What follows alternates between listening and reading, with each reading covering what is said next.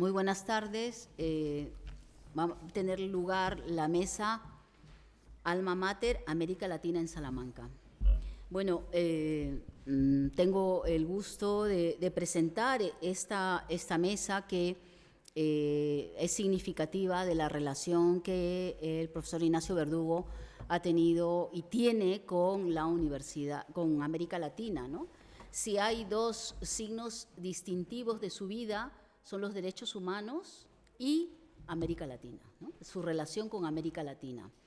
De hecho, pues la cantidad de personas a las que les ha dirigido la tesis, que les ha apoyado, y eso es lo que quizás sea interesante en esta mesa, hacer un hito, ¿no? Un hito, un momento, parar después de tanto tiempo, de tanta gente, tantos años que han pasado en el grupo de formación que ha tenido. Tiene más de, no sé, 50 tesis doctorales, muchas de personas de América Latina. Quizás es el momento de subrayar esa capacidad que ha tenido de ver y ser, yo diría, siempre digo, como un conquistador, ¿no? El conquistador del siglo XXI, en el sentido de ir a América Latina, reconocer lo interesante que hay de ahí, quererla apasionadamente, porque eso es lo que hay que reconocer, y abrir las puertas de todos los latinoamericanos. Bueno, yo soy expresión, obviamente, de eso, ¿no?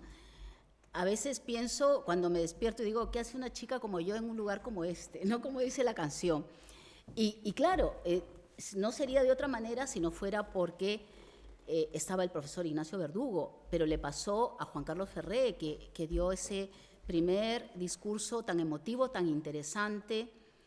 Fuimos de la primera camada, digamos, de jóvenes latinoamericanos que llegó, que quiero recordar aquí, que eran Juan Carlos Ferré, Miguel Córdoba, Juan Sotomayor de Colombia, los dos de Colombia, y yo era la única mujer de Perú.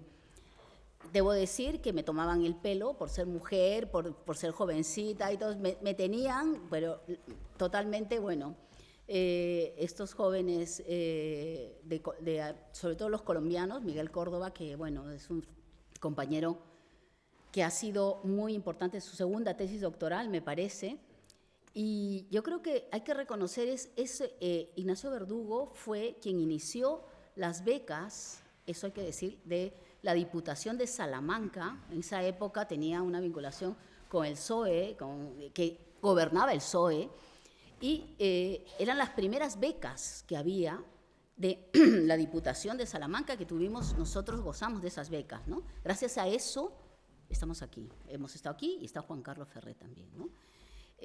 Tuvo esa visión de apoyar y ver en América Latina, digamos, todo el futuro también, y de formar, de sembrar, de esparcir semillas que hoy en día están son fructíferas, ¿no? Muchas, ¿no? Ya no podemos decir cuántas, algunos están aquí, algunos van a hablar y los voy a presentar, pero hay muchos que están, pues, han sido ministros, están también dirigiendo maestrías, etcétera, etcétera, ¿no? Es decir, están en la Corte Constitucional, pero también quería recordar especialmente a aquellos que han sido refugiados, ¿no? Yo creo que eso es quizás lo más personal y especial del profesor Verdugo, que es haber visto el lugar de refugio de América Latina, ¿no? de aquellos que sean perseguidos políticos. Y esto conjuga mucho con esto que decíamos de su pasión por América Latina, pero también por los derechos humanos, ¿no? Y con los hechos. Nuria hablaba en la mañana que le decía, no pienses, actúa. Él siempre ha sido así, ¿no? Actuando, con hechos. Más que con palabras, más que con deseos, él actuando constantemente. Una persona hiperactiva que siempre ha tenido muchas actividades, pero venía alguien pidiendo pues refugio, asilo, perseguidos, muchos perseguidos, es que no saben cuántos, no puedo nombrar, Claudia Paz después, Juan Carlos Gutiérrez, Marlene Barbosa, muchos, hubo un fiscal que vino aquí, que le habían matado a su mujer delante de sus hijos en Colombia. Bueno, no saben la cantidad de gente que él se ha implicado personalmente. Hay que buscarle siempre apoyo, lo que sea, apoyo personal, y abriéndole las aulas, obviamente, pero también apoyo personal, a ver cómo se les apoyaba personalmente. Y luego, bueno, ¿qué es lo que nos ha aportado? Quizás no vamos a explayarnos demasiado en el asunto, pero sí que en la mañana se habló de la duda, ¿no? La duda, efectivamente, pero más que la duda, lo importante de lo que nos ha enseñado, por lo menos a mí especialmente, es la capacidad crítica, ¿no? Y la capacidad de cuestionarse todo, de que todo, no hay verdades absolutas, que todo se puede discutir, que todo se puede cuestionar, salvo hitos importantes. Él siempre tiene algunas cuestiones que son claves. Los derechos humanos, ¿no? Los derechos humanos, ahí sí, ¿no? Y ahí tenemos discrepancias algunos con la colaboración eficaz, que, bueno, de vez en cuando vamos a congresos y discutimos, porque él es férreo, respetuoso de las garantías, los derechos humanos, que no es otra cosa que el respeto a los derechos humanos, ¿no? Y eso es importante, es decir, dudamos, sí, dudamos, pero dudamos porque somos tolerantes, y eso también es una cuestión muy interesante que me parece recalcar del profesor Verdugo, ¿no? La tolerancia, ¿no? Si dudamos, tenemos que ser tolerantes. Es decir, tenemos que pensar que lo nuestro no es la verdad absoluta. Quizás nos estamos equivocando, quizás tenemos que ver matices, ¿no? Es decir, es importante tener en cuenta lo que piensa el otro para confrontar nuestras ideas, ¿no? Y esa es la garantía y digamos el privilegio que siempre él dice que tenemos los que nos dedicamos a la academia, y es verdad, yo me refugio en ese privilegio que es dudar, ¿no? No tenemos que resolver como tiene que hacerlo un juez, como tiene que hacerlo quizás un abogado, que tiene que dar una respuesta, pero así esto nos permite precisamente crecer, ¿no? Crecer y darle vueltas al pensamiento, a la duda. Bueno, sin explayarme más, quiero agradecerle especialmente, obviamente, todo lo que nos ha dado, ¿no? Hay unas palabras que últimamente me han sonado mucho, que es la emulación. Javier Marías, que ha fallecido tristemente hace poco, le preguntaban por qué o cómo él aprendía, de quién aprendía, y él decía que lo importante era emular a los grandes, ¿no? Más que la emulación no es imitación, sino es aprender de los grandes, de los ejemplos, ¿no? Nosotros, pues, es lo que hemos intentado, ¿no? Todo este tiempo, aprender de él y escuchar, tener los ojos abiertos, los oídos abiertos para, pues, lo mejor que podamos, ¿no? Y aquí estas personas que van a hablar hoy van a hacer expresión de ellos, pero ya digo, hay muchos más que no están ahora presentes y que quería evocar con estas palabras. Muchas gracias, Ignacio, muchas gracias por abrir las puertas de América Latina, por ser puente real, o sea, no de palabra, ¿no? Porque muchas personas hablan, pero él hace, él hizo, y sigue haciendo y seguirá haciendo. Tenemos que hacer una universidad en América Latina.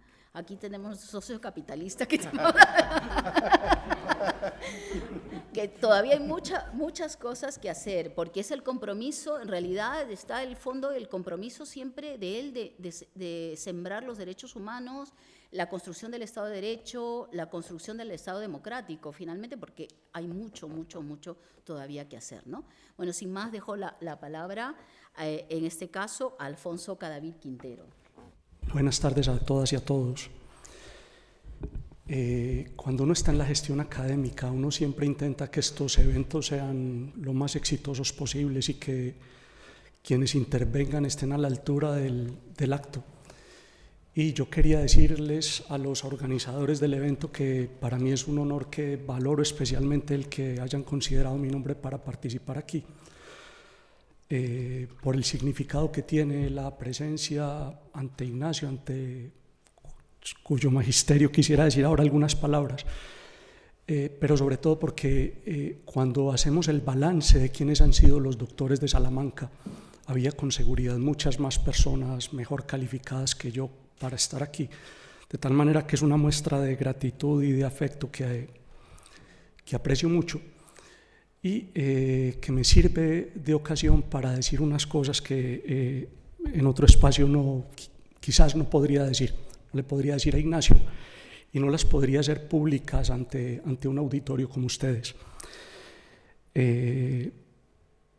Voy a empezar con una anécdota. Cuando yo estudiaba aquí, cuando estaba haciendo los cursos del doctorado, ya había una comunidad grande de latinoamericanos y teníamos un chiste entre nosotros, un chiste malo, yo soy muy malo contando chistes, de acuerdo con el cual iban a un congreso un alemán, un norteamericano y un latino, cada uno lo acomodaba a su país.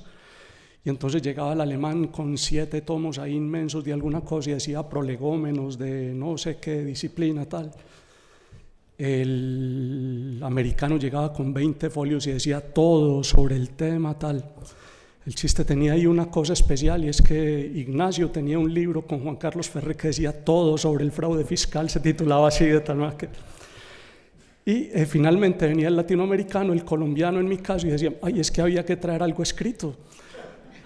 En mi caso, yo traía mi charla escrita, tenía una reflexión grande sobre el tema del consentimiento del menor a la práctica de la eutanasia, que era uno de los temas abordados por Ignacio, a partir de todo lo que la influencia ejerció su texto sobre el delito de lesiones también en mí, de que hablaba esta mañana Miguel Ángel.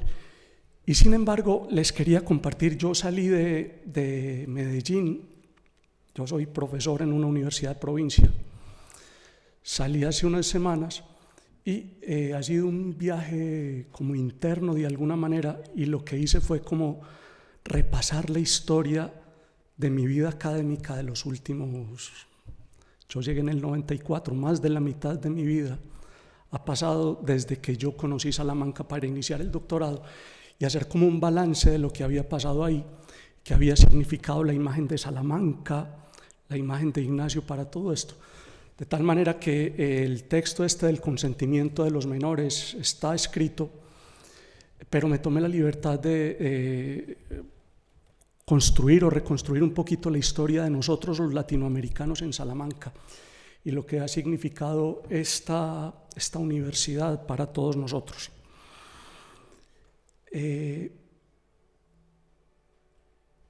Yo les voy a Ignacio, inicialmente a todos ustedes les voy a presentar excusas, porque voy a cometer un montón de indelicadezas o inelegancias. La primera es que en un homenaje al maestro voy a hablar de los discípulos, voy a hablar de quiénes somos, de dónde veníamos, y eso lo hago a partir de varias intuiciones. La primera es que yo entiendo que el maestro forma el criterio del discípulo, posiblemente para que piense distinto a él o para que tome sus propios rumbos. En un acto quizás de prepotencia les voy a decir al final que en esa relación entre maestro y discípulo yo creo que termina siendo el discípulo el que reconoce al otro como maestro.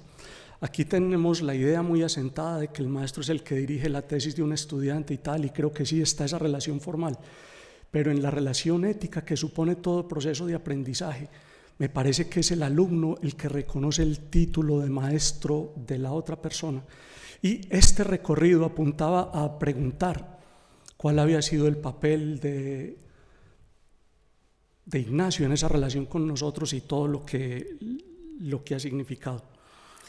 De un maestro esperamos siempre que tenga un concepto sobre la disciplina, que nos oriente a partir de unas determinadas preguntas, pero que nos deje formar nuestro propio criterio.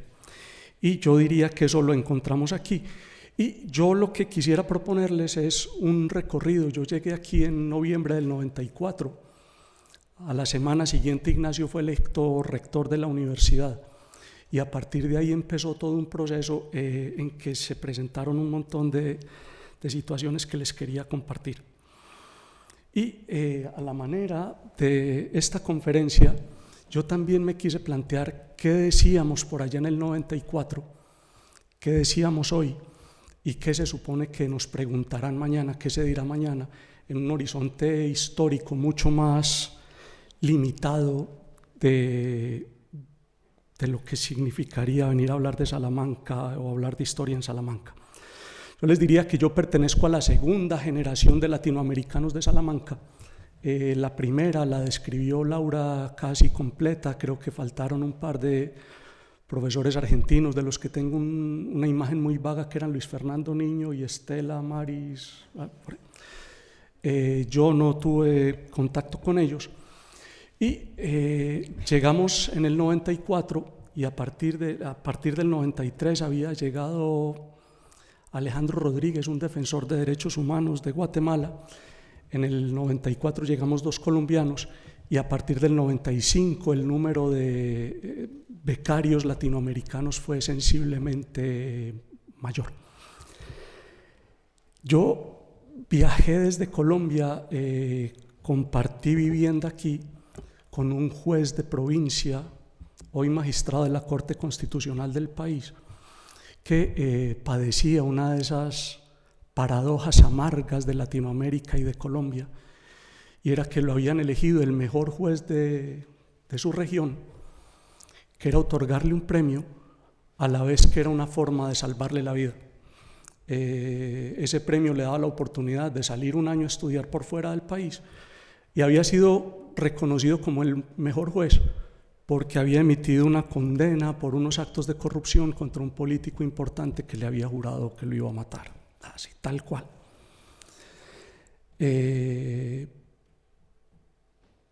Venir a Salamanca fue poner un océano de por medio para salvarle la vida y funcionó. Hace 2 años, aquel condenado por mi compañero de viaje fue condenado por el asesinato de un periodista que había denunciado la trayectoria de este mismo personaje, incluidos los actos de corrupción que habían ameritado aquella condena antigua.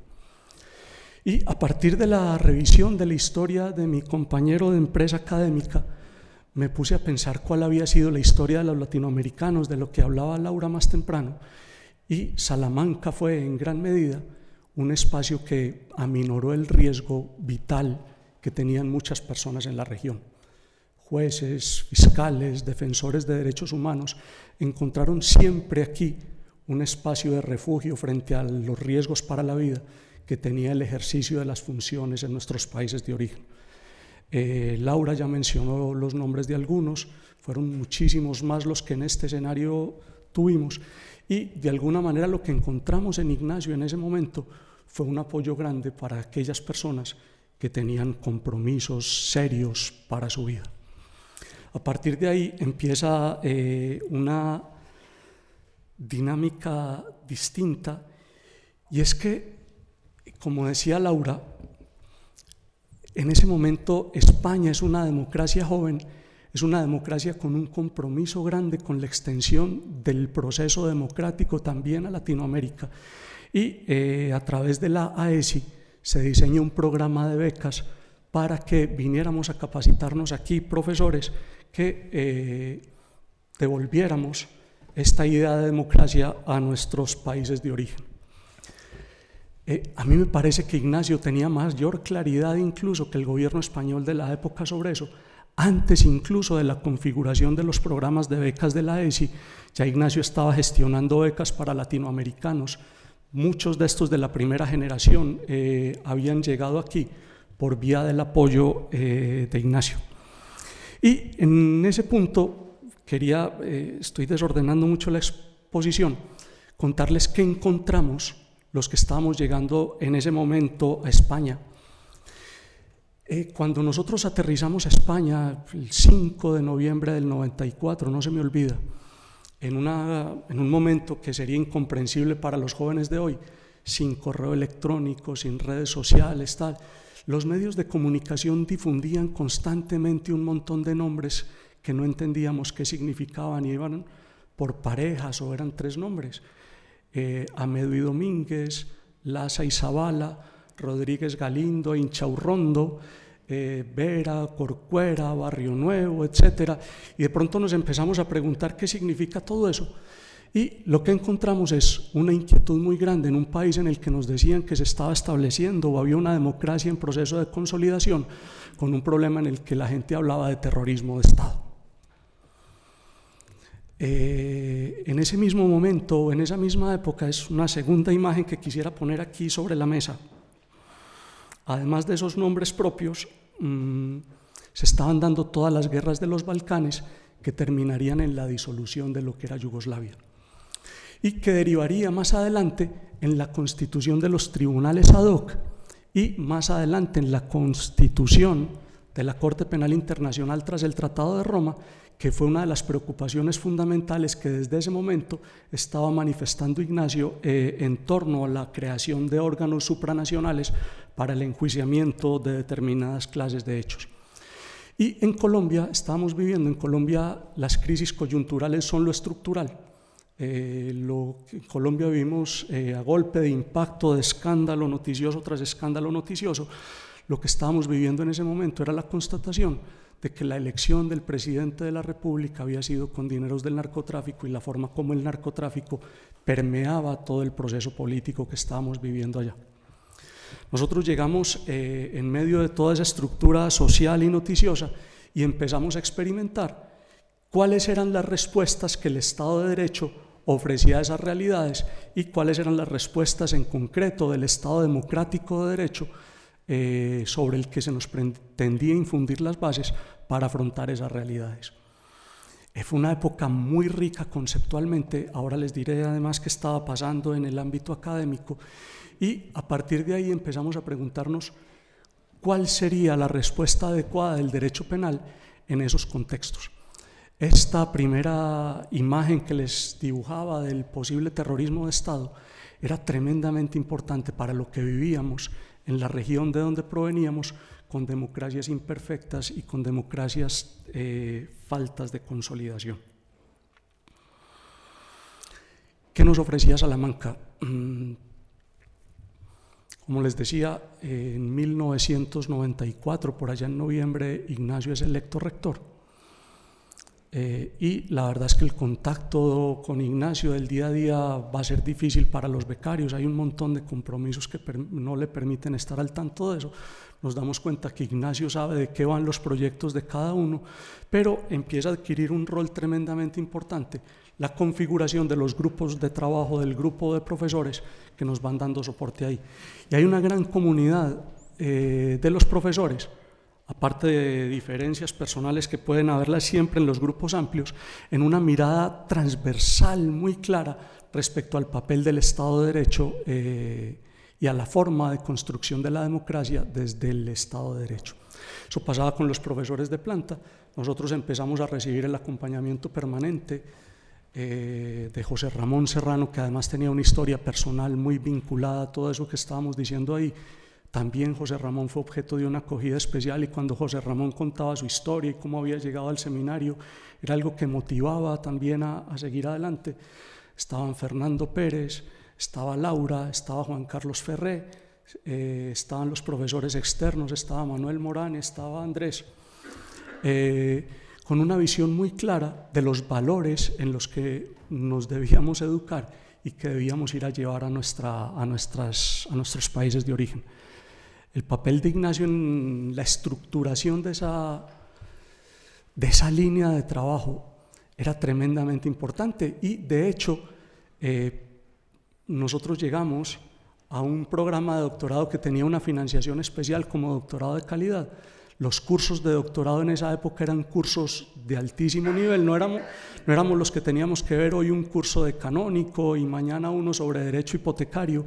Eran cursos todos sobre derecho penal con una exigencia a un nivel muy alto, y empezamos a recibir compañeros que llegan. Yo tengo aquí un listado en orden geográfico del norte a sur, van llegando al tiempo estudiantes de México y Guatemala, de Honduras, de Nicaragua, de Colombia, de Perú, de Argentina, y de alguna manera veníamos de Sudamérica algunos que teníamos profesores muy formados en Alemania con unos bagajes conceptuales muy claros, y empezamos a entender que había un papel muy grande de cara a la consolidación del Estado de Derecho en Centroamérica, cuando llegaban los alumnos de Honduras, cuando llegaban los alumnos de Guatemala, cuando llegaban los compañeros de Nicaragua, con el papel que todo eso tuvo en la formación y en el desarrollo del grupo de trabajo.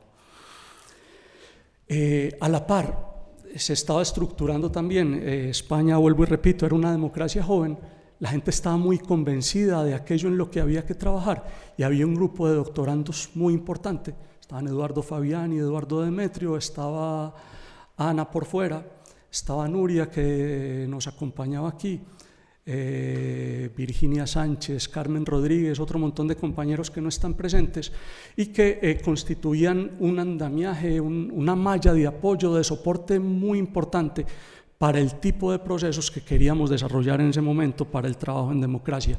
Y estaba Julio hablándonos de Mienza y de Topas y de todas esas otras realidades alternativas que queríamos trabajar en ese momento. Y en ese contexto y con ese objetivo que estábamos trabajando, estaban pasando otras cosas que eran muy importantes para la formación académica en ese momento. Los que teníamos y seguimos teniendo tantos años después un bagaje pobre del alemán, empezamos a encontrar en esa misma época la traducción de un montón de obras muy importantes. Es el momento en el que se traducen los tratados de Roxin y de Jacobs, es el momento en el que se traduce el Derecho y Razón de Ferrajoli con el aporte del profesor Terradellos, entre otros. Es el momento en el que se está haciendo una serie de traducciones muy importantes que ayudan a una consolidación muy fuerte del pensamiento dogmático y a la comprensión del discurso dogmático como una forma de afianzamiento de las garantías de los ciudadanos en el marco del Estado de Derecho. Entonces teníamos todas esas realidades que estamos afrontando en ese momento y tenemos un montón de tesis de muy alta calidad que se están produciendo en ese momento, de monografías. Esta mañana hablaba con la profesora Alonso, hablamos de su libro de circunstancias y me decía que ya tiene 40 años y le decía pues que sigue siendo importante consultarlo ahí, en una generación de penalistas jóvenes que dejaron una huella muy importante de monografías sobre las cuales seguimos trabajando hasta el momento. Y en el departamento de Salamanca empezamos a encontrar un montón de problemas que creo que siguen existiendo hasta hoy. La preocupación muy grande por la definición del terrorismo, por el alcance del terrorismo, por la criminalización o no del terrorismo de Estado, por la criminalización de los actos que atentaran contra los derechos humanos, que marcan una línea de continuidad con muchas de las cosas que encontraríamos hoy. La porofobia, la discriminación a las personas por condición de origen, de opción de sexo, etcétera, están desde ese momento claramente marcadas en la impronta del trabajo que se está haciendo en Salamanca.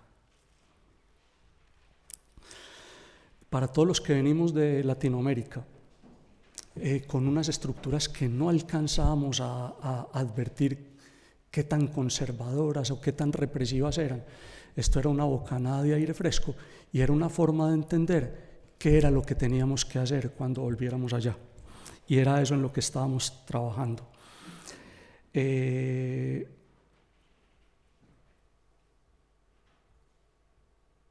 Aquí voy a omitir algunos datos. Y había otra cosa también muy importante, que era una clara orientación del derecho penal a la política criminal. Ayer, en unos ejercicios para la designación de profesores, Ana Pérez decía que en ese momento quizás todavía tenía sentido preguntar si era finalista o causalista, que era una discusión muy superada, pero era una discusión tremendamente importante, la apertura a la política criminal del sistema que se está construyendo, y empezamos a entender que esa apertura a la política criminal tenía que ver no solo con la dogmática de la teoría del delito, sino con los trabajos de parte especial, con una de las grandes deudas que tiene el penalismo español, que era la vinculación con las estructuras procesales. Aquí siempre notamos un divorcio muy grande entre el penal sustantivo y el procesal penal, como si no entendiéramos toda la política criminal que había que construir desde el proceso penal. Y pasa otra cosa que es tremendamente importante, y es que desde la gestión Salamanca empieza a construir un montón de espacios de intercambio de ideas de la comunidad latinoamericana. En el año 95, creo recordar, empiezan los congresos de especialización o los cursos de especialización para los estudiantes latinoamericanos, y eso va generando una red de encuentros y de consensos que va posibilitando de esta manera la difusión de esa idea de derecho penal democrático hacia Latinoamérica en que se venía trabajando desde hace tiempo. Yo puedo dar testimonio personal de la trayectoria vital de muchos de mis compañeros y cómo esa trayectoria reflejó ese compromiso profundo con la construcción material del Estado de Derecho en Centroamérica, en Suramérica, a que nos invitaba el área de Derecho Penal de Salamanca, que además nos ofreció los insumos teóricos para que nuestro apoyo a ese objetivo fuera racional y convincente en un momento además en que las dinámicas históricas de la región parecían propiciar el restablecimiento de la democracia de una manera contraria a lo que ha venido sucediendo en los últimos años con algunos de los países de la región. De aquí, compañeros nuestros fueron la posterior Fiscal General de Guatemala, magistrados de la Corte Constitucional de Colombia, de la Corte Suprema de Justicia de Colombia. Empezamos a encontrar un montón de personas que formadas aquí fueron a nuestros países, volvieron, regresaron a intentar hacer realidad toda esa promesa de construcción del Estado de Derecho, del Estado democrático de derecho en que estábamos trabajando en ese momento. Ya en ese momento, como les decía, se están gestando las soluciones a algunos de los problemas de los que se ha venido ocupando Ignacio en los últimos años: el alcance del derecho penal y la protección de los derechos humanos, lo que supone toda una reflexión de la relación entre derechos fundamentales y bienes jurídicos, las cuestiones de la infra o la supraprotección de los bienes jurídicos, la creación de instituciones internacionales de persecución a determinadas formas de delincuencia, como sucedió con los tribunales ad hoc o con la Corte Penal Internacional, y recientemente el papel del derecho penal, la persecución de los patrimonios derivados del delito como una forma de contener la difusión de esa actividad. Eso es, decíamos ayer, lo que está pasando en esa última década del siglo pasado y todo lo que estamos viviendo cuando llegamos a Salamanca. ¿Qué tenemos hoy? Me temo que en la actualidad tenemos un proceso de regresión frente a un montón de las garantías democráticas que se venían instalando en un determinado momento. Tenemos un montón de demandas para la expansión del derecho penal y tenemos la instauración de mecanismos como la prisión perpetua para los delincuentes sexuales. Yo no aguanto la tentación, voy a hacer ahí una pausa. En Colombia, por mandato de la ley, el Ministerio de Justicia debe integrar una comisión asesora de política criminal, una comisión de técnicos. Son 10 profesores de Derecho Penal que asesoran al ministro o a la ministra en el diseño de la política criminal. Al inicio del gobierno anterior, 3 de esos 10 comisionados éramos egresados de aquí de Salamanca. Estaba Miguel Córdoba, estaba Ricardo Posada, estaba yo mismo, y nos dijeron que una propuesta del presidente en campaña era la instauración de la prisión perpetua para delincuentes sexuales contra menores de edad. La propuesta de la comisión al unísono es que eso no podía pasar, que eso era inconstitucional, y la respuesta fue, está muy bien desde el punto de vista técnico, es una propuesta política y la propuesta va y se reforma la Constitución para la instauración de la prisión perpetua contra agresores sexuales de menores. Se reformó la Constitución,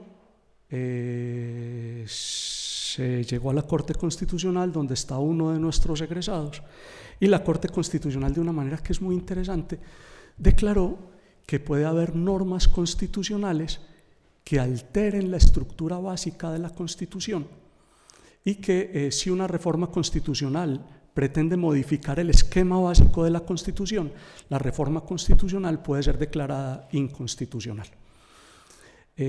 Con el apoyo de alguno de los egresados de Salamanca, esa reforma constitucional fue declarada inconstitucional. Logramos en el país salvar esa situación, pero sin embargo seguimos encontrándonos frente en toda la región a una regresión del sistema de garantías que pretendíamos establecer y una modificación de todo el programa político criminal del derecho penal a partir de las demandas que de manera cada vez más intensa se le vienen formulando al derecho penal en toda la región. Yo les presentaba excusas al principio por la alusión a las situaciones personales, pues también debería ser en este momento un alto para hacer otra alusión a la situación de Colombia. Vivimos una situación de un conflicto de baja intensidad, de un conflicto prolongadísimo de más de 60 años, con una ocasión constante para el sacrificio de bienes jurídicos fundamentales, y de pronto lo que nos estamos preguntando y en lo que estamos trabajando es qué sentido tiene la justicia transicional, qué sentido tiene la búsqueda de mecanismos alternativos al derecho penal en la solución de los conflictos sociales a lo que llamamos el delito da lugar, y cómo pudiéramos trasladar eso a la justicia ordinaria. Tenemos un proceso de paz que nos ofrecía más promesas que los logros que hemos tenido hasta el momento. Hay muchos que seguimos tremendamente comprometidos con el proceso de paz. Sé que van a resultar cosas muy buenas, pero seguimos afrontando todas las dificultades que hay ahí. Y mientras tanto, en la dogmática se nos va presentando otra realidad que nos está planteando un reto importante. La dogmática penal de ese momento parecía que tenía entre sus objetivos la creación de un sistema que nos permitiera diferenciar entre categorías para una aplicación más razonable o más sensata del derecho penal en el caso concreto. Entonces hacíamos un montón de ejercicios intensos de reflexión para establecer las fronteras entre el dolo y la culpa, la tentativa y la consumación, la autoría y la participación. Y de pronto lo que empezamos a encontrar es una elaboración dogmática en la que el derecho penal va progresivamente derribando todas esas fronteras. Entonces cada vez se hace más difícil la diferenciación entre el dolo y la culpa a partir de una atribución generalizada de dolos o a partir de la consideración, por ejemplo, de la ignorancia deliberada como una forma de dolo. Se generaliza la aplicación de las estructuras de peligro y, como decía el profesor Navarro esta mañana, se hace tremendamente difícil en esos casos plantear algún debate que diferencie tentativa y consumación. Se generaliza el concepto unitario de autor por vías informales, y estamos teniendo una dogmática que está derribando las fronteras que estábamos buscando establecer en aras de una expansión notoria, clarísima, del alcance del derecho penal, que es lo que estamos viviendo en ese momento. Creo que el hoy del derecho penal nos dice, revisemos qué tan convenientes para las garantías ciudadanas son de nuevo la revisión de esas diferenciaciones, la necesidad que tenemos de ellas o no, y la forma como pudiéramos reivindicarlas en el caso concreto. Tenemos también un problema grande con la presencia de la víctima. Aquí todos tenemos muy claro la necesidad de la protección de la víctima, pero pareciera que hemos ido pasando del espacio en el que, a ver si lo describo con palabras del profesor Fletcher. Al inicio de una de sus obras, Fletcher dice que hace unos años lo peor que le podía pasar al derecho penal era que se condenara a un inocente, y que eso sigue siendo muy grave en el derecho penal de la actualidad, pero que en la actualidad hay algo peor para el derecho penal, y es que una grave violación de los derechos humanos se quede sin castigo. Y entonces parece que estamos migrando al punto en el que por determinada clase de delitos tiene que haber en cualquier caso un responsable por la realización de esos hechos. Ese es el hoy del derecho penal que creo que nos exige una reflexión grande respecto a cómo estamos trabajando. ¿Y a qué deberemos decir mañana? ¿A qué deberemos responder en el futuro más inmediato? Yo diría que la dinámica de los recientes cambios sociales le ha impuesto al derecho en general y al penal en particular una serie de cambios inevitables en su estructura. Los temas de las neurociencias, los temas de la responsabilidad de personas jurídicas, todo el problema de los programas del cumplimiento y del compliance parecieran migrar a una dinámica distinta del derecho penal que habíamos configurado no hace mucho. A mí personalmente, que mantengo muchas dudas sobre la necesidad de la responsabilidad de personas jurídicas, que sé que es una discusión perdida, me preocupa mucho el traslado de las categorías, de la forma como se entiende la culpabilidad y al derecho penal de ciudadanos, por ejemplo, y creo que la explicación que nos han dado al respecto no es suficientemente satisfactoria. Pero, sin embargo, quienes venimos de otra parte, de otras partes, tenemos una tarea todavía inacabada y urgente que demanda atención antes incluso que el desarrollo frente a estos problemas. La construcción de un modelo de Estado y de instituciones verdaderamente democráticas en países con estructuras pendientes aún de dar el paso a la modernidad, que exigirán a su vez integrar al análisis a tantos actores supraestatales o supranacionales que a su vez están incidiendo de manera determinante en la reformulación de la democracia y de sus instrumentos. Como parte de ello, habrá que empezar a tomar en serio el respeto a las libertades individuales, un programa de intervención penal más acotado, la adopción de formas de reacción social alternativas a la pena, la adecuada redefinición de los objetos de protección y las formas adecuadas de garantizar en democracia su indemnidad. Si somos sinceros, el dolor que causa el instrumento al que pretendemos justificar discursivamente con frecuencia es insostenible e indefendible. Y ya voy a terminar con lo que estaba empezando. Después de todo ese recorrido, me puse a analizar la relación con Ignacio.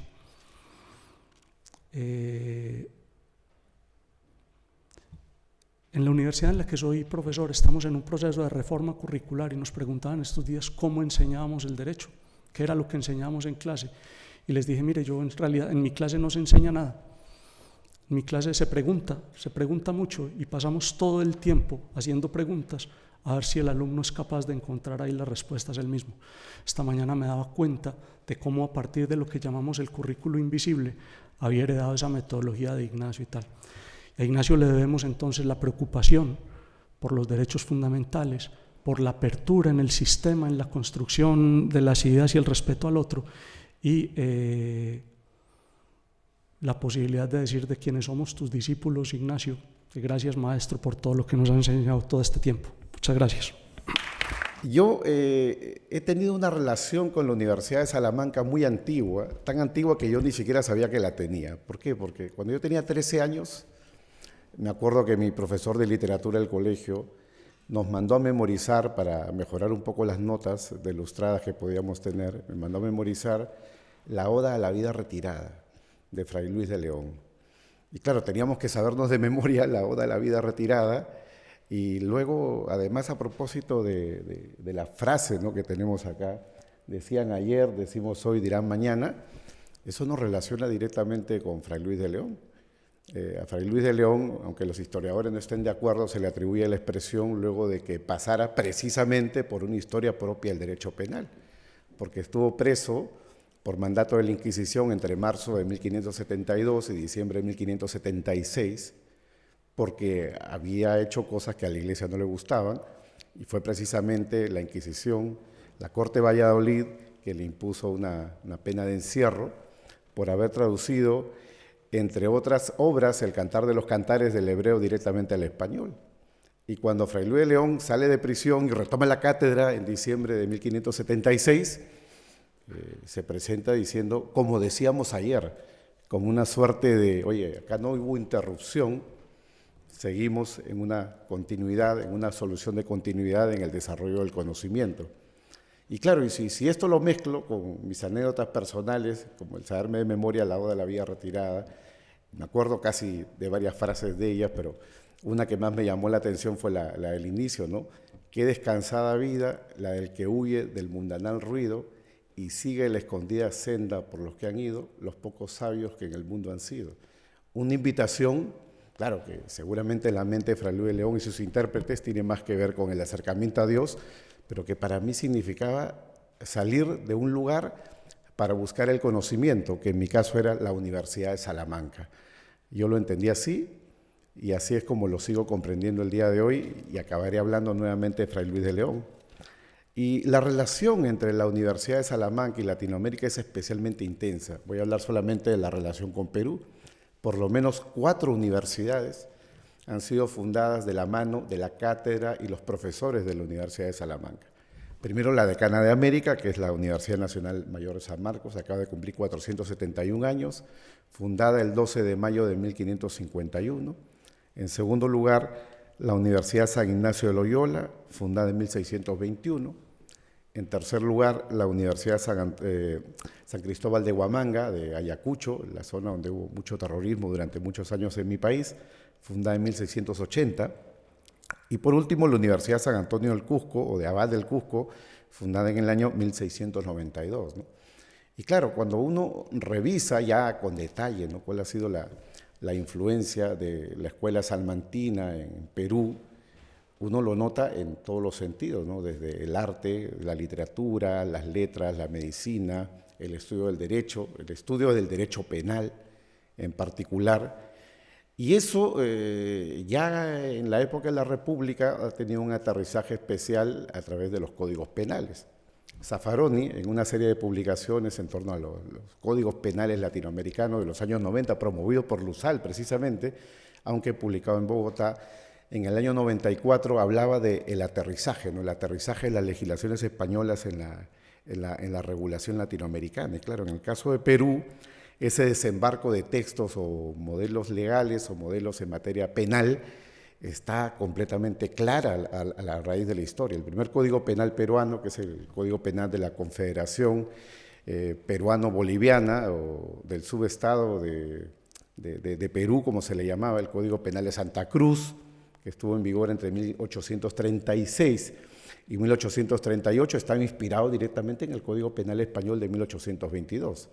Es decir, seguíamos las instituciones propias del modelo español y no nos alejamos nada de ello porque los siguientes códigos penales han seguido esa tradición. Por ejemplo, el Código Penal peruano de 1863 también recibió la influencia del Código Penal español de 1850, reformado, bueno, de 1848, aunque reformado en el año 1850. En el caso del Código Penal del 24, peruano, el Código Maurtua, de gran influencia suiza, en base a los proyectos del año 1915 y 1916, y la regulación española, el Código italiano, el Código Sardanelli, una regulación que pretendía alejarse del modelo español, pero no lo pudo hacer, como comenta uno de nuestros colegas y queridos maestros, Hurtado Pozo. Al final, en el historial de la ley importada, como suele llamarlo él en un libro, lo que tenemos es la influencia española también puesta en las instituciones preventivo especiales de este Código Penal de 1924. Muy rápido, ¿no? El Código Penal peruano del 91 es producto de una serie de proyectos de reforma del Código Penal que van a la par de las propias propuestas de reforma del Código Penal español, ¿no? Los proyectos de 1980, el del 83, el texto refundido del Código Penal del 83, el proyecto de parte general del 89, y los proyectos también del año 92 y 94. En el caso de Perú, tenemos un Código Penal desde 1991, que sigue en vigor hasta hoy, con muchas instituciones del derecho penal español. Por ejemplo, las famosas consecuencias accesorias, que fueron ley primero en Perú antes que en España. En España, esto fue ley recién en el año 95 y sigue siéndolo, aunque residualmente para el caso de las personas jurídicas. En Perú todavía lo tenemos, más como la regla general. O instituciones como la reserva del fallo condenatorio, ¿no?, que es algo que era muy raro en su momento, como declarar la culpabilidad de una persona, pero no imponerle la condena, sino reservársela a la espera de ver si es que se acogía o se cumplían las reglas de conducta, y que tiene también un correlato procesal, porque en algunos países como Estados Unidos o Chile, y acá entiendo que también, existe la figura de la suspensión del juicio, ¿no?, suspensión del juicio condicional, ¿no? Suspendes el juicio y dependiendo del comportamiento del imputado, lo reinicias o no, o simplemente das por cerrado el proceso. Bueno, entonces tenemos una regulación muy influenciada históricamente por el derecho penal español. Y es así como conocí a Ignacio Verdugo. Conocí a Ignacio Verdugo en el año 1991. El Colegio de Abogados de Lima organizó un congreso, ¿no?, un congreso en el centro de Lima. Ignacio Verdugo fue el expositor principal. Y recuerdo que dio varias conferencias, pero hay dos que me importa poner a relieve, ¿no? La primera tenía que ver sobre el fundamento de la pena. Y recuerdo siempre el uso del ejemplo, ¿no? De la naranja mecánica, ¿no? Como una forma, digamos, de expresar los excesos a los que se puede llegar con la prevención especial positiva. Y claro, yo ni sabía qué era la naranja mecánica, no sabía de la película Stanley Kubrick, y por lo tanto tuve que buscar y tratar de entender un poco la anécdota y además tratar de entender que era prevención especial. Yo tenía 20 años en ese momento, ¿no? Era un estudiante de cuarto de Derecho y tenía que adivinar un poco las cosas. Pero la segunda que más me llamó la atención de sus conferencias tuvo que ver con el concepto de la culpabilidad, que estaba basado claramente en lo que luego entendería era el primer capítulo de su libro sobre honor y libertad de expresión, donde se hace una aproximación muy clara a lo que es la teoría del injusto penal, la teoría del tipo penal. Y claro, yo no entendía esto de los elementos negativos del tipo, no lo entendía para nada. Y me acuerdo que tuve la oportunidad de preguntarle a Ignacio, me dijo, acaba de salir mi libro publicado, había publicado en Perú temas de derecho penal, con una editorial ya desaparecida, que era Editorial Cusco, ¿no? La colectánea la promovió el colega Víctor Prado Saldarriaga, colega muy, muy respetado en Perú, doctorado en Valencia, ahora juez supremo, y me acuerdo que el capítulo 1 estaba ahí, ¿no? Y la verdad que yo no entendía nada, pero como soy porfiado, me acuerdo que me pasaba una hora tratando de entender qué era lo de la teoría del injusto, estamos hablando de que tenía 20 años. Y luego tenía muchas preguntas y cero respuestas, ¿no? Porque yo no entendía cómo tú podías plantear lo que planteaba Verdugo sin ser finalista, es decir, cómo ubicar el dolo en la tipicidad, pero no ser un finalista, porque además él criticaba el finalismo, no lo entendía porque en mi escasa formación era algo para mí absolutamente incomprensible, pero peor aún, y más confuso andaba, cuando veía que podía seguir las consecuencias del neocantismo clásico, pero a la vez ubicando el dolo en el tipo. Es decir, Messier, Radbruch, Sadwer, ¿no? Planteaban la teoría de los elementos negativos del tipo, una visión conjunta de lo que eran las normas de permisión y las normas, digamos, que te imponían un deber, un mandato, pero esto bajo una lectura netamente causalista. Yo no entendía, ¿no? Entonces, ¿cómo no podía ser finalista, a la vez no podía ser causalista neoclásico y hacer elementos negativos del tipo? Y entonces fui descubriendo levemente, sospechosamente, que mi maestro en verdad era un funcionalista, tendríamos que llamarlo hoy en día, es un funcionalista del derecho penal, es decir, una visión normativa del derecho penal que él defiende desde entonces y que a mí me ha influenciado. De hecho, en el Manual de Derecho Penal Parte General, que espero ya terminar pronto, ya está ya casi en las últimas revisiones, sigo la teoría de los elementos negativos del tipo, una concepción restringida de la culpabilidad con su consecuencia dogmática bastante conocida, ¿no? Que es el tratamiento como error de tipo del error sobre los presupuestos objetivos de la causa de justificación. Claro, y más consecuencias que pueden haber en el ámbito de la participación, la imputación objetiva, pero que huelgan explicar acá. También conocí a Laura Zúñiga, ¿no? Laura Zúñiga también dio unas conferencias en el Colegio de Abogados de Lima, me la presentaron unos colegas peruanos, José Ugaz, Roger Young, el doctor Víctor Prado también, de unas conferencias sobre, digamos, el derecho penal y la necesidad de regular las conductas a través de leyes orgánicas, algo que en Latinoamérica generalmente no pasa, ¿no? El respeto del uso de la ley orgánica como una ley codificada, una garantía básica al principio de legalidad para poder regular el ámbito de lo permitido, lo prohibido, es algo que, por lo menos en mi país, no se suele respetar. Tenemos regulaciones de diferente orden y la conferencia de Laura estaba muy en esa dirección, a la sazón de su libro que acaba de salir publicado, ¿no? Sobre libertad personal y seguridad ciudadana, donde trata precisamente estas materias. Menciona a Laura porque Laura fue mi lobista para venir a Salamanca. Yo a Ignacio Verdugo le conocía, Ignacio era ya vicerrector, yo quería ir a Salamanca, tenía una ilusión, tenía un sueño, pero no sabes cómo, ¿no? No sabes cómo. Y ahí mi madrina fue Laura, tengo que decirlo como insight, mi madrina fue Laura.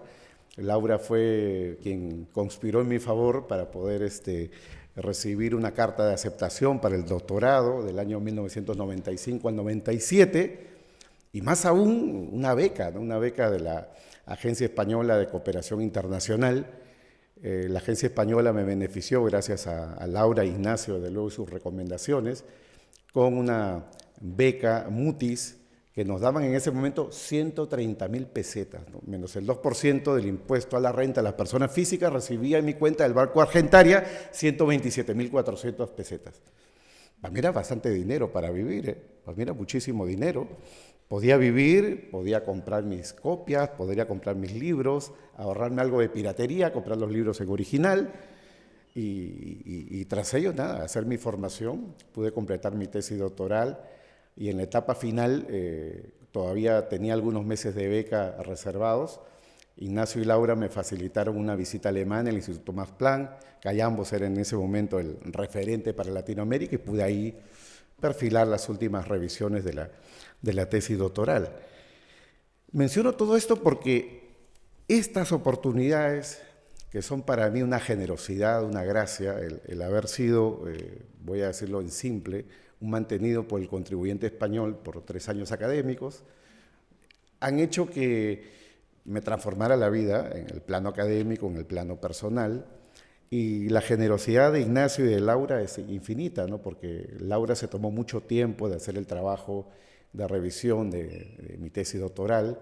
Ignacio como rector estaba muy ocupado, pero siempre tenía tiempo. Yo creo que, te lo dije el otro día, Ignacio, en Lima, creo que tú a tus secretarias, Candy y Elisa, les daba la instrucción de si venía un becario, un latinoamericano a tocar la puerta, que le den una cita. Y la señora, cada vez que yo entraba a la cita, me decía, entra, pero por favor, está muy ocupado, sal pronto, ¿no? Porque estaba muy ocupado. Pero siempre nos daba tiempo, siempre nos daba atención y nos ayudaba a resolver los problemas. Y Laura me decía, anda ahí con tus preguntas ya apuntadas, de una vez para no dar mucha vuelta y no hacerle perder mucho tiempo. Claro, la primera parte del trabajo lo había hecho Laura, ¿no? Las horas de horas que han aportado en mi formación doctoral. Mi tesis doctoral fue, en verdad, más sobre dogmática que sobre derecho penal parte especial, aunque me dediqué un poco al tema de los delitos ambientales. Uno de mis jurados está acá presente, el profesor Terradillos, quien estuvo en mi tribunal de tesis en aquel momento. Yo me dediqué mucho al estudio de la parte de los delitos de peligro, ¿no? Y yo conversando con Ignacio este año, en Lima, a propósito de un homenaje que le hicimos, yo le pregunté, ¿por qué en tu libro sobre honor y libertad de expresión, por qué tienes un capítulo dedicado a la dogmática? Cuando podía ser un libro aparte, ¿no? Un libro pequeño. Y él me respondió lo siguiente, me dijo, porque yo quería demostrar que lo podía hacer. Yo quería demostrar que podía ser dogmática de la más alta y de la más elevada a propósito de un trabajo de la parte especial. Mire qué coincidencia. ¿Perdón? Fue mi trabajo de asesor. Exactamente. Y para mí eso es muy inspirador porque yo sentí lo mismo, ¿no? Cuando yo tenía que elegir el tema de la tesis doctoral, Laura me dijo, escoge algo que sea formativo, ¿no? Algo que sea formativo porque finalmente las normas cambian, la dogmática cambia, la doctrina cambia, y fue muy formativo dedicarme a los delitos de peligro y dedicarme a los bienes jurídicos colectivos, que para mí ha sido un punto de partida de mi formación en torno a lo que hago ahora, que es Derecho Penal Económico y Compliance, ¿no? Termino con esto. La herencia de la escuela salmantina, ¿no? Para mí la traduciría en una sola expresión, humanismo. Hace 2 o 3 semanas estuve en un evento en Barcelona donde estaba uno de los altos comisionados en materia de protección de datos y decía algo muy cierto, ¿no? En materia de protección de datos, el sistema español es muy duro, muy pro ciudadano, muy protector. ¿Por qué? Por su humanismo. Y acá en Salamanca es algo que lo podemos notar claramente. Acá la formación que hemos tenido y que seguiremos teniendo es una formación donde se busca claramente no solo lo dogmáticamente correcto, sino lo política criminalmente correcto, ¿no? Y es ahí donde uno de los trabajos que a mí me ha inspirado algunas reflexiones son los de mi querido colega y amigo, Eduardo Demetrio, ¿no?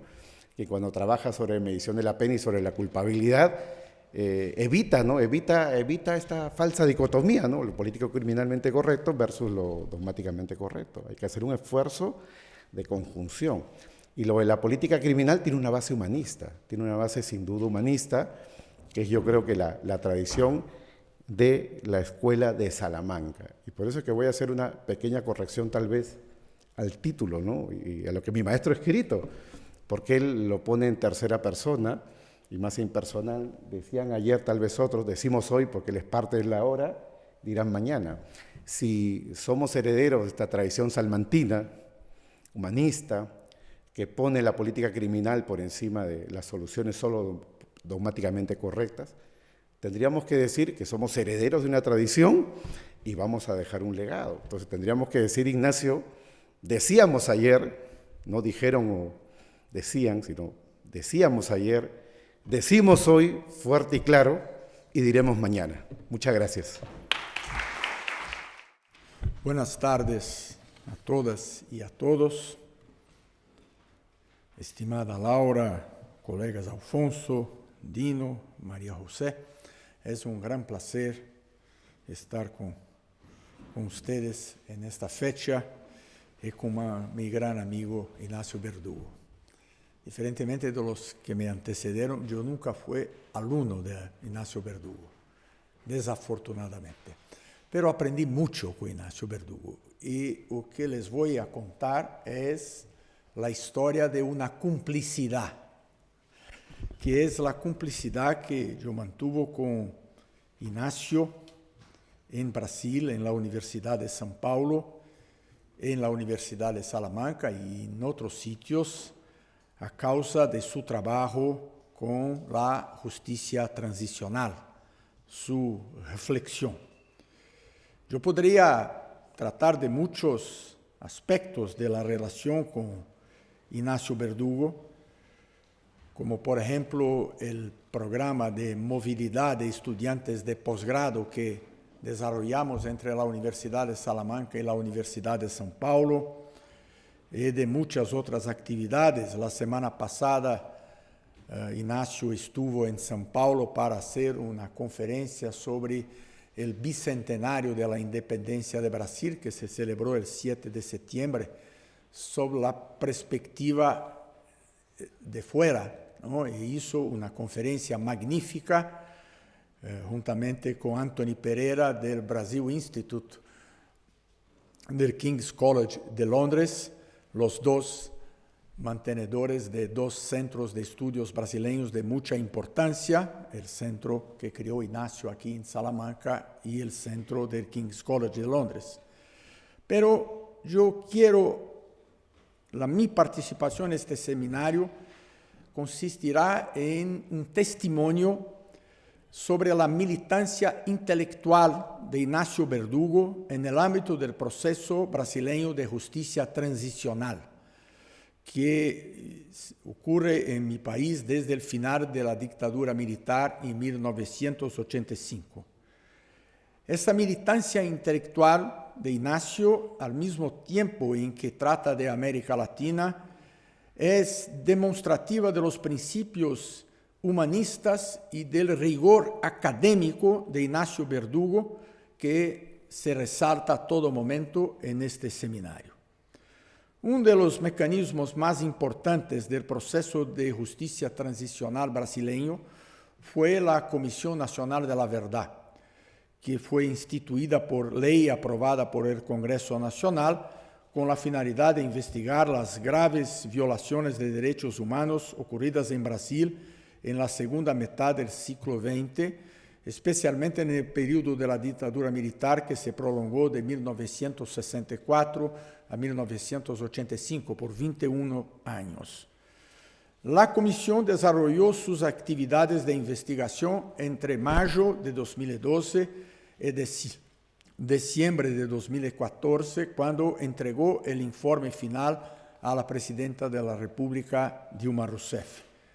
2 años y medio, yo hablaba a Ignacio, la mitad del tiempo de una tesis de doctorado para hacer un informe de una comisión de la verdad es muy poco, pero logramos terminar el trabajo y inmediatamente tuvo lugar el trabajo intelectual de Ignacio Verdugo para analizar y difundir las actividades y el informe de la Comisión Nacional de la Verdad.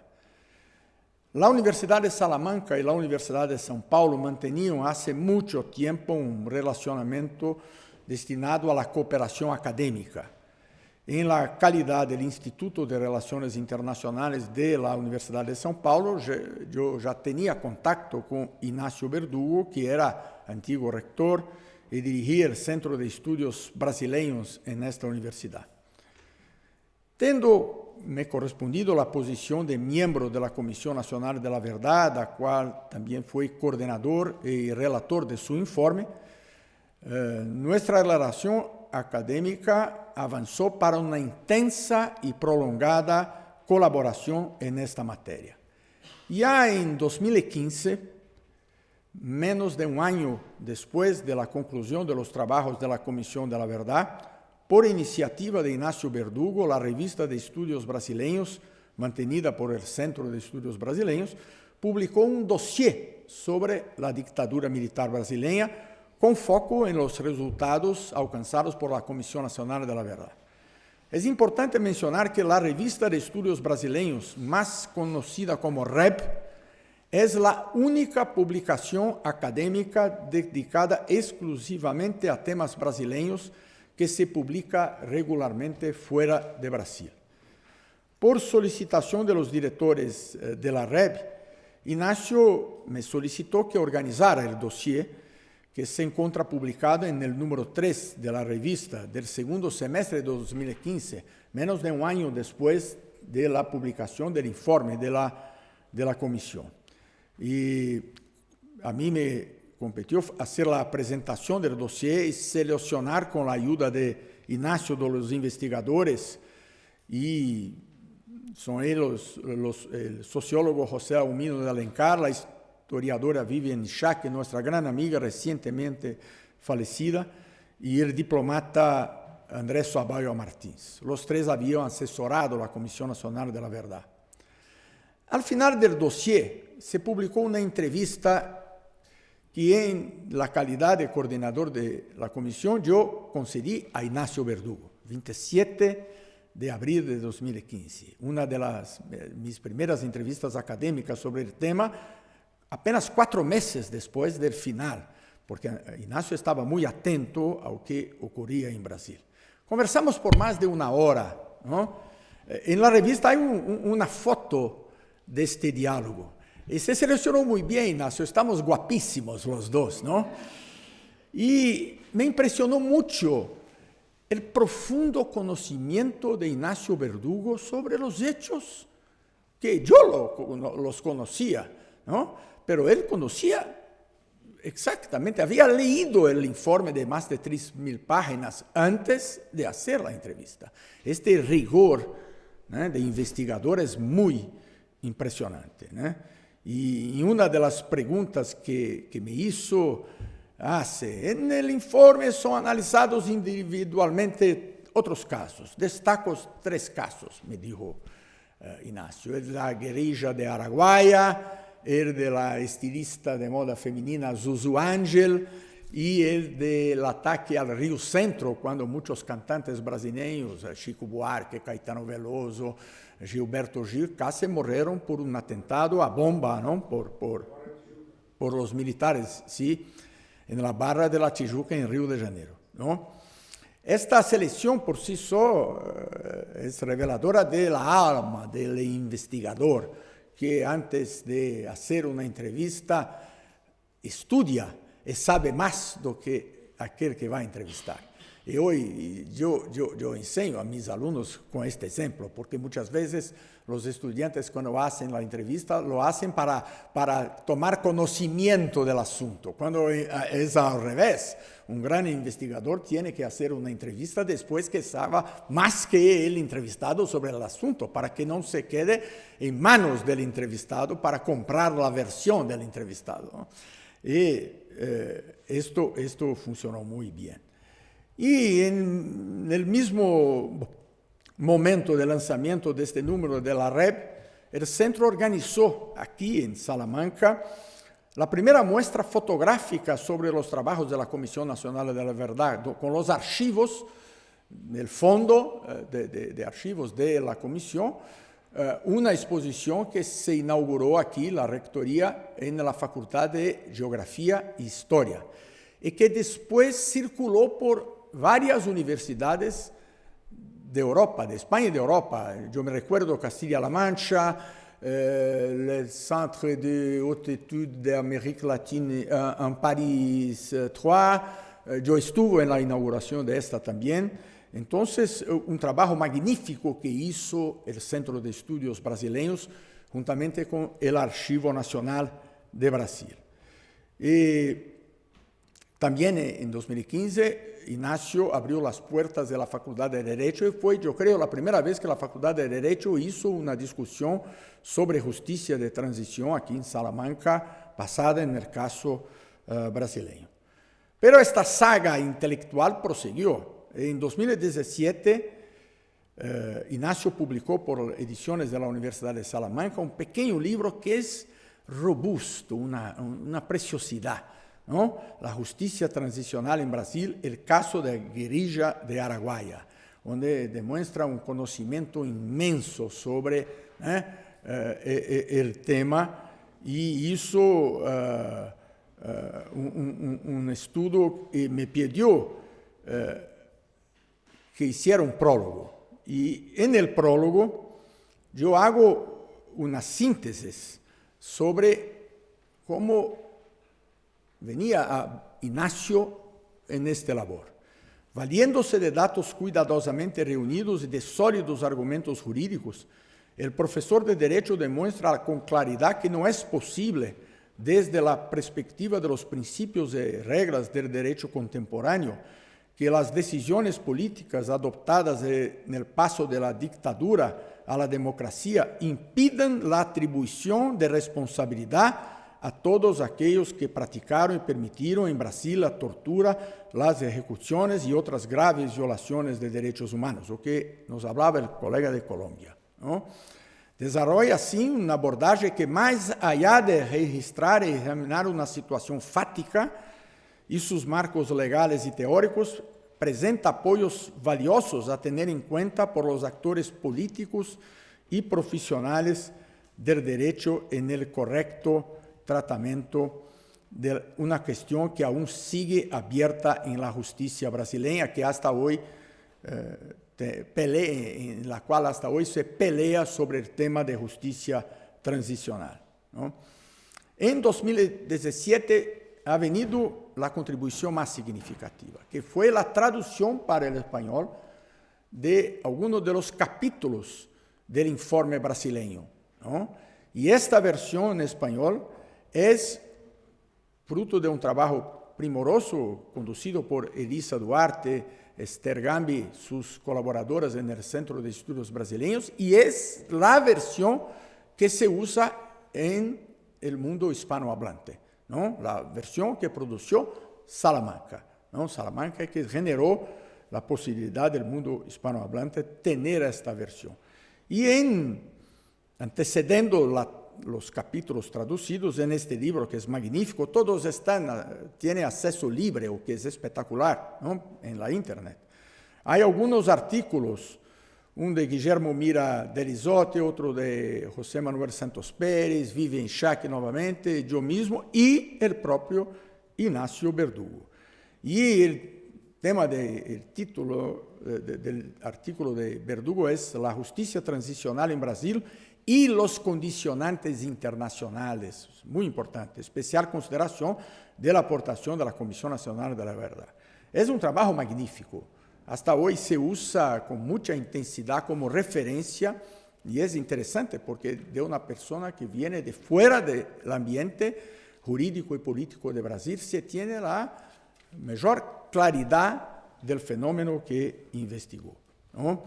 Y hace, a título de conclusión también, una consideración sobre los derechos humanos y la importancia de una conexión con el derecho penal, que el derecho penal y los derechos humanos se respeten de manera conjunta. Pero su trabajo no acabó. En 2019 publica, en 2020 publica nuevamente, está hecha por cuenta de una decisión de la Corte Internacional, la Corte Interamericana de Derechos Humanos, sobre el caso de un periodista, Vladimir Herzog, un periodista judío y comunista, que fue asesinado en Brasil por la dictadura en 1975 y hace el análisis del caso Herzog con la decisión de la Corte, ¿no? Ignacio Verdugo es infatigable. O que más me sorprende es la facilidad que tiene de volar 5 horas, de volar 10, 12 horas con una diferencia de fuso horario de 5 horas actuar como si estuviera en su casa. La semana pasada estábamos en Brasil, ¿no? Y ahora ya está aquí, guapísimo, hablando, organizando. Yo volveré a São Paulo el domingo, me quedaré 10 días hasta me volver al normal. Ignacio con un día está bien. Es del rugby, ¿no? Y es una persona iluminista, un humanista, un hombre que viene directamente del Renacimiento para nuestro tiempo. Hace por Salamanca, con Salamanca y con España, aquilo que yo que soy del área del derecho internacional, nosotros le llamamos en derecho internacional y en relaciones internacionales de soft power. Ignacio es la materialización del soft power de Salamanca y de España en América Latina, en Brasil pues, seguramente, ¿no? Porque es con su presencia la demostración de la importancia de esta universidad y de España en la formación de la sociedad latinoamericana y en la formación del Brasil. Vamos a seguir juntos, Ignacio, nuestra colaboración. Tenemos mucho que conversar sobre los hijos, los nietos, y aquí hago una confidencia, especialmente sobre fútbol, ¿no? Él hablando del Madrid, ¿no? Y yo de mi equipo en Brasil, el Palmeiras, que es el equipo de la comunidad de italianos en Brasil, en el próximo campeonato mundial en Qatar. Él hablando sobre la furia española y yo sobre el equipo brasileño. Ignacio es, más que todo, un gran amigo de las personas que lo conocieron, ¿no? Lo que me impresiona mucho con Ignacio, conversando con las personas y oyendo los que me antecedieron, es que todos aquí en esta sala tienen la recordación de un momento que Ignacio fue importante en sus vidas, para determinar un rumbo, para orientar en una opción, ¿no? Yo tengo estos recuerdos de la importancia de Ignacio para definir cosas que para mí eran importantes, no estaban claras. Mismo esta secuencia del trabajo de difusión del informe de la comisión, con método, con organización, fue una enseñanza para todos nosotros de Brasil que trabajamos con Ignacio en Salamanca y en Brasil. Por esto, Ignacio, siga bien, siga fuerte, porque necesitamos de usted. Un saludo a todas y todos. En primer lugar, quiero destacar su generosidad. Creo que es una característica que todos los latinoamericanos hemos sentido de él. Y sobre todo, el acompañamiento, su poder, su sensibilidad de poder acompañarnos en el arduo camino de la investigación y de intentar llegar a buen puerto con la realización de nuestra tesis doctoral. Como se podrá advertir, en primer lugar, llegar a la Salamanca desde el fin del mundo es una sensación realmente privilegiada a nivel personal, pues es un momento de encuentro con todos nuestros compañeros del seminario, con los docentes que con mucha calidez nos han acompañado del Departamento de Derecho Penal, en tiempos de juventud, de incursionar en lo que es la ciencia del derecho penal y, como bien se dijo aquí, y su estudio conjunto o interconectado con la política criminal. En Argentina, para cuando vine en el año 97, uno estaba acostumbrado a escuchar posiciones dogmáticas, todavía la lucha de escuelas entre causalistas y finalistas. Y cuando vine aquí y empezamos a hablar de funcionalismo, la verdad que para mí fue entrar en un mundo nuevo. Quisiera comentar que en el año 97, recuerdo con verdadera nitidez, la clase inaugural que Ignacio nos dio a los que comenzamos el bienio 97-99, que estaba acompañado con Alfonso a su lado. Por eso cuando él relataba lo que Ignacio significó para él, lo entendí perfectamente, pues iniciar un curso con un alumno a su lado significa un reconocimiento significativo. Que no me extraña de Ignacio, que siempre tuvo la mirada sobre todos sus discípulos.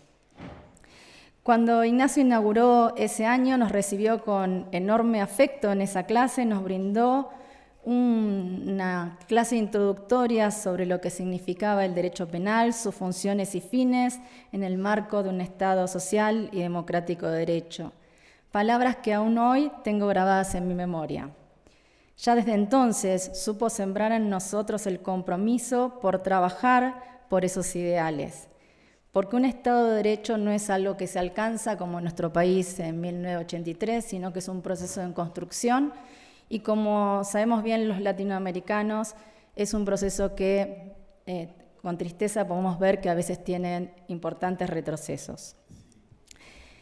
Por eso venir a la Universidad de Salamanca nos supone incorporar ideas de libertad, de compromiso de los derechos fundamentales y también poder posicionarnos para enfrentarnos frente a esas situaciones de dificultad que generan las tensiones sociales y las pujas de poder y que muchas veces tientan al derecho y al derecho penal para mantener un statu quo. Si hay algo que aprendimos de la Universidad de Salamanca y del profesor Verdugo y de todo su equipo de docentes es que tenemos que estar alertas, tenemos que estar pendientes y no quedarnos con una mirada superficial del derecho, sino que tenemos que correr el velo y poder ver qué hay detrás de esa ley, de esa consagración legal en un determinado caso. Durante los años de estancia en esta maravillosa ciudad, he seguido con notable interés su trayectoria académica, su labor docente, pero también su desempeño en la gestión institucional, la cual desarrolló con enorme esmero durante sus años como rector magnífico de esta universidad que logró producir profundos cambios, profundas transformaciones que hoy podemos observar. Es de público conocimiento que desde esa función Verdugo impulsó transformaciones sustanciales para alcanzar un nuevo modelo educativo, centrado en el acto de aprendizaje, porque estaba convencido de que en el futuro la relación pedagógica debía poner el acento en el rol protagónico del alumno y no a la inversa. En el año 2003, Ignacio Verdugo, como representante de los rectores europeos, concurrió a una importante reunión a la ciudad de La Plata. Mi ciudad. En esa ciudad yo tengo mi familia, me desempeño en un juzgado de responsabilidad penal juvenil y también realizo actividades de investigación y soy profesora de posgrado y tengo una activa actividad académica. En esa ocasión, Ignacio Verdugo entró acompañado de muchísimos rectores y expresó de manera enfática la imperiosa necesidad de que las universidades se abran a la incorporación de las nuevas tecnologías, pues decía que en poco tiempo tendrán un papel relevante en este proceso de cambio. Y vaya si lo tuvieron, y vaya el impacto que ha tenido la universidad y las condiciones en las que por lo menos las universidades argentinas pudieron afrontar y transitar el duro proceso que supuso la pandemia, el encierro y todas las dificultades que a nivel académico y social generó la aparición del COVID a nivel universal. Ahora bien, es una tarea compleja describir en pocas palabras la vida y la obra de Ignacio Verdugo. Todos aquí han hablado de sus cualidades, de sus anécdotas, de sus valores. Él ha sido un eximio profesor, un brillante investigador, autor de múltiples publicaciones, un líder indiscutible, de prestigio nacional e internacional. Pero quisiera destacar en esta oportunidad sus cualidades humanas, extraordinarias, las que a las claras son conocidas por todos nosotros aquí presentes, por todos sus discípulos. Esos dos episodios que mencioné en el 97 y el 2003, además del hito histórico formal, a nivel personal uno tiene su perspectiva. Entonces, la primera clase, escuchándolo a Ignacio, sembró en mí esa inquietud, esa actitud activa de seguir buscando, de analizar, de reflexionar. Y me gustaría compartir el impacto que para una persona que viene de Argentina, con una cultura en un punto diferente, fue conocerlo primero cuando inauguró el acto académico en la universidad, vestido formalmente, vestido de negro, con el coro, golpeando el piso con el bastón. Fue un acto solemne, histórico, que desde el punto de vista de nuestro país es absolutamente inimaginable. Pero lo que sí quisiera destacar es que a los pocos días fui invitada para hacer la despedida a Ana Isabel, y fui, y de pronto me doy vuelta y aparece Ignacio vestido informalmente, con todos sus amigos, Juan Terradillos, Luis Arroyo, Paco Muñoz Conde. No podía creer dónde estaba. Realmente fue muy amable, como han dicho aquí, me recibió con toda calidez. Yo no podía comprender cómo tenía ante mi vista todos los autores y todas las personalidades que durante mi carrera universitaria había leído y había conocido sus textos, y tenerlos ahí personalmente de una manera tan llana e inmediata. Es sabido que el profesor Ignacio Verdugo, durante su amplia trayectoria universitaria, ha tenido una especial consideración por quienes hemos venido en nuestros territorios lejanos más allá del Atlántico, porque como lo demuestra este panel, Ignacio abrió las puertas de la universidad para los latinoamericanos. Creía en los lazos de humanidad que históricamente existieron entre España y Latinoamérica, y en todos los ámbitos en donde se desempeñó, trabajó fervientemente para proveer a su consolidación. Durante el desarrollo de los cursos de posgrado, quienes hemos visto a diario por los pasillos de la Facultad de Derecho a Ignacio, tuvimos la fortuna de conversar y debatir los temas más diversos con él. Así pudimos aprender de sus conocimientos jurídicos, penales, pero también conocer acerca de su preocupación sobre cuestiones puntuales surgidas en torno a la errática realidad de nuestros países latinoamericanos e incluso de ciertas regiones de Europa, cuando por alguna razón sucedían acontecimientos penosos que ponían en grave peligro el sistema democrático o se vulneraban de manera flagrante los derechos más elementales de los ciudadanos. Es de destacar como una sensible virtud que Ignacio siempre supo estar atento y cercano a las necesidades de sus alumnos, bajo cualquier circunstancia. Siempre ha tenido una escucha activa y empática. Como bien dijo Carlos, siempre estaba disponible y podíamos acceder a él pese a sus cuantiosos compromisos institucionales. Si el antiquísimo despacho donde a diario desarrollaba por aquel entonces Ignacio Verdugo la ardua tarea de rector magnífico pudiera testificar, daría acabada cuenta de las entrevistas allí desarrolladas en donde personalmente recibía a sus alumnos para orientar acerca de alguna cuestión dogmática o, más importante aún, para brindar su absoluto acompañamiento y apoyo si por alguna extraña razón sus alumnos eran intimidados o perseguidos políticamente desde sus países de origen. Todos hemos tenido compañeros que han contado historias de esa naturaleza. Ya hemos mencionado a Claudia Paz, a Mónica Sánchez, a Aníbal Ríos, muchísimas situaciones que la ayuda de Ignacio y la incorporación a la Universidad de Salamanca les ha dado una cobertura, un apoyo y un acompañamiento que les permitió seguir adelante con sus convicciones. En esos difíciles momentos es cuando se puede conocer a una persona. En Argentina decimos cuando una persona es de buena madera. Es allí donde Verdugo muestra todas sus cualidades, vinculadas al verdadero convencimiento de que no puede haber sistema si no hay un debido reconocimiento de los derechos fundamentales. Ignacio Verdugo no admite posturas tibias e indiferentes. Ignacio Verdugo lo sabía y nunca dudó al respecto.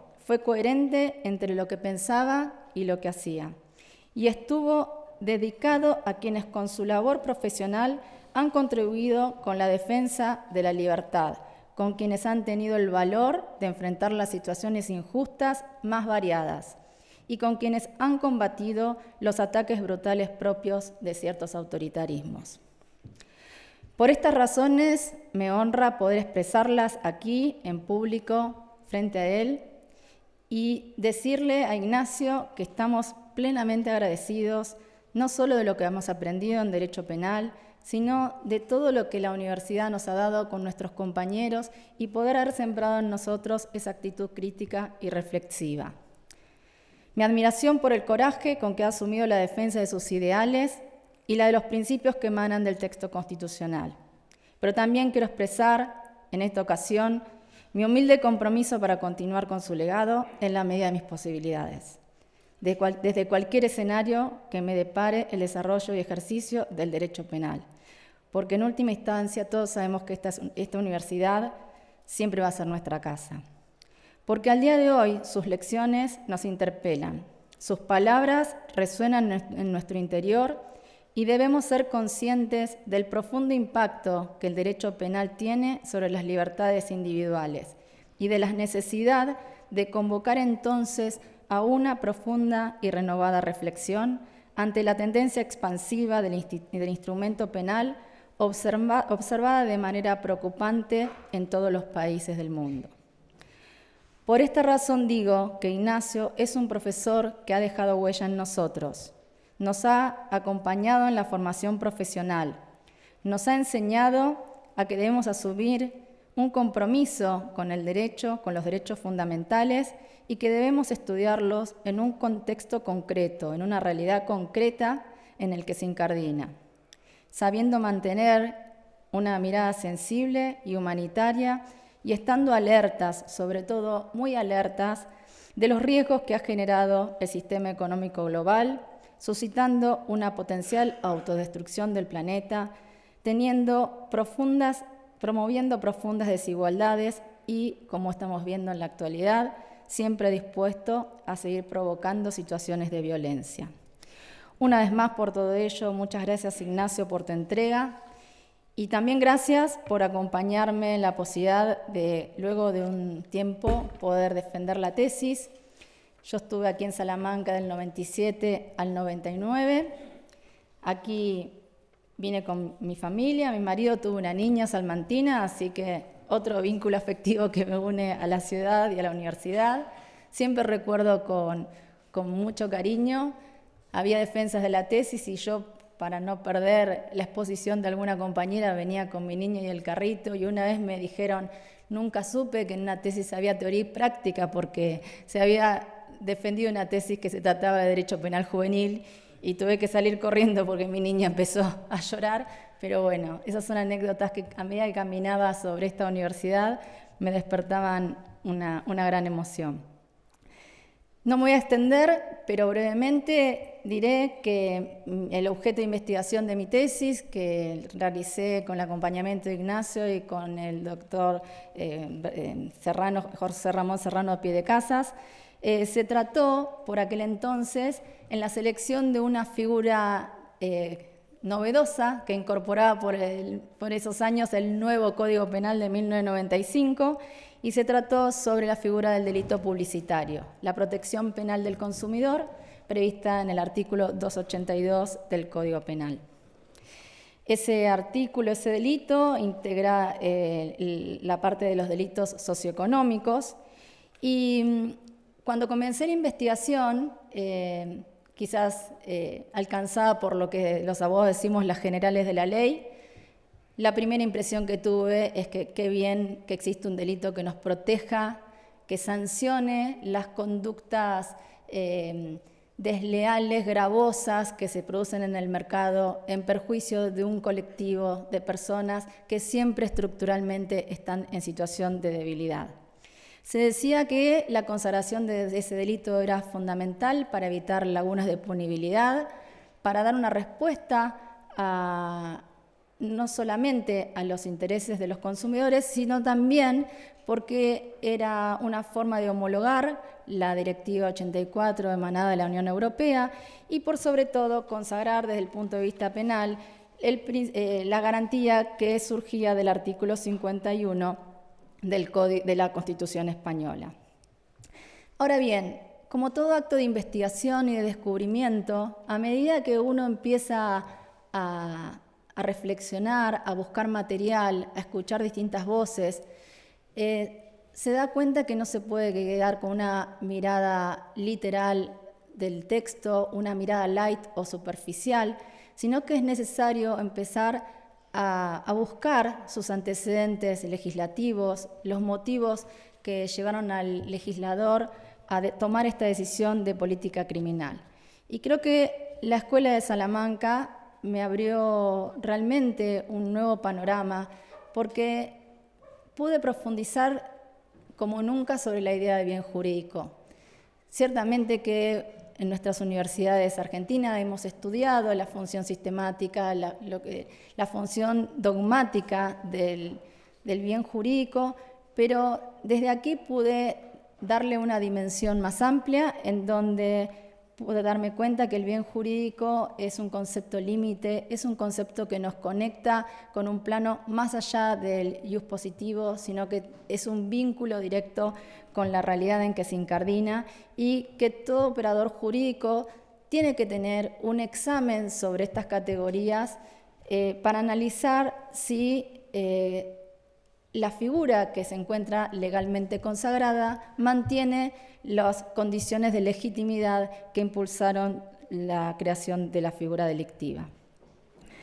Cuando empecé a analizar que la doctrina tenía dificultades para acordar concretamente la parcela de prohibición, es decir, había dificultades para determinar cuál era el aspecto concreto del bien jurídico tutelado por el artículo 282, y también había dificultades concretas sobre la técnica elegida, la técnica de tipificación, que son las figuras de delitos de peligro abstracto.